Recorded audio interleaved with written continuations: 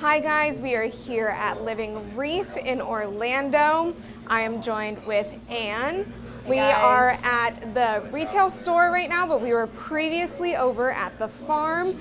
Do you want to tell us a little bit about how many tanks you have over there? Yeah, and the future of the farm? So, our plans is to push sustainability in aquaculture. We are really big on trying to preserve the reefs as much as we can, and obviously providing healthy aquaculture, pest-free corals to our consumers.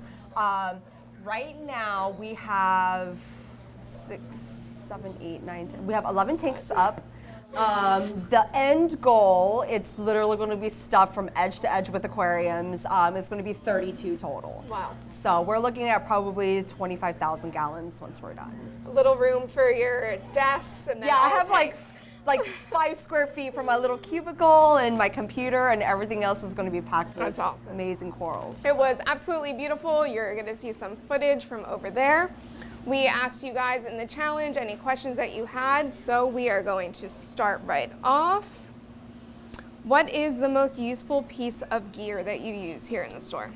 So I would definitely say anything that's Wi-Fi controllable. We are very, very heavy eco-tech here. All of our return pumps, power heads, our store and our farm are all lit with eco-tech Radions, XR30s to be specific. Our farm right now, I think, has well over 40 XR30 blues.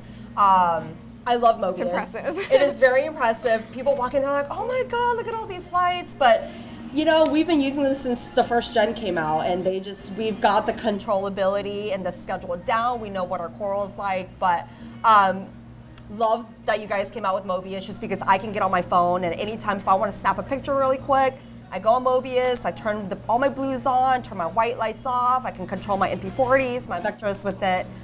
Just everything off one app makes it super simple. Right. Close it, turn it off, put it back in my pocket, pull it back up if I need it again. I'm sure that's nice with customers too. Yes, it is. To be able to show them a little display really quick. Yeah, well, even sometimes they're like, well, I run my tanks more white. Okay, no problem. Let me just turn it on, Right. whites for you. This is what they look like under that color. Yeah, exactly. Perfect. Good answer. Next one, what is the oldest coral in your collection? So it's a toss-up between 2 separate corals. So we have an Oregon blue Tort. Most of the consumers that have been in the hobby are going to know that it's the big, bright blue one. I don't have it in here to show you guys, but I do have it over at the farm. We probably have 5 or 6 little colonies of it now. It's just growing really well for us. I think that coral is probably around 8 years old. Wow. Yeah. Wow. 8 years old. All right. Hardest coral to aquaculture. I think we know the answer, but yeah. So it's actually kind of a toss-up if you want to talk about aquaculture wise. Acros are going to be more sensitive. Right. Your parameters have to be a lot more stable. You're going to be a little bit more picky when it comes to swings, but once they settle in, they do grow the fastest. So as far as LPS, acans don't really grow that fast, but they're not temperamental either. They're a little bit more hardy than they're more hardy, but they just don't grow as fast as we would want them to be. So you can't always, yeah. And lastly, what are your 3 keys to success of keeping a tank?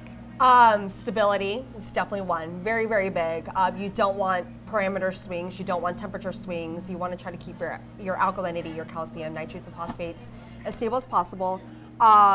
The second one is nutrient export. Whatever you throw in your tank, your skimmer is going to do its job, your water changes are going to do its job, but it's not going to do enough. So we're big on refugiums, water changes, siphoning the sand when you get the chance. And the last one is probably testing. Yeah. We test anywhere from 3 to 5 times a week. Just because we want to make sure we have so much invested in these corals and systems that we don't want. Right. It's not worth skipping a day or 2. Yeah, especially alkalinity and phosphates. We don't want them swinging around everywhere. So how often do you do water changes? We do them every week. Yeah, weekly. Yeah. All right. You do 20% normally? Yeah, about 15 to 20%. It's good. It's normal. It's what people are doing at home. Yeah. It's good for the experts to get some more insight from stores that are killing it, and all of your corals look great. So thank you for doing this quick little interview. Welcome. Thank you guys for the questions, and we hope you enjoyed.